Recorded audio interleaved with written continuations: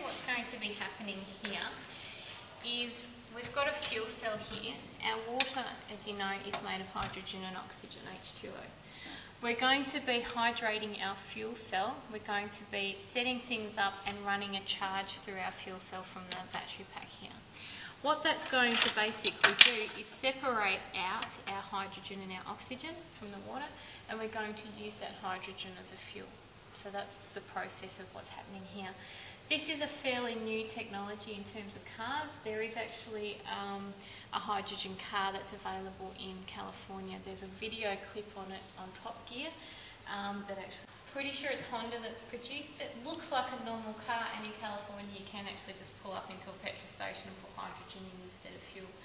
The advantages of the hydrogen basically are that it is readily available in the atmosphere, the most abundant element in the atmosphere, but it's a little bit hard to store and things like that. The other advantages too are the fact that it doesn't produce any greenhouse gases. I think cost-wise you're looking at high costs and things like that, but as the technology develops it may actually be a sort of alternative for the future. Not covered by the ridges, does that make sense?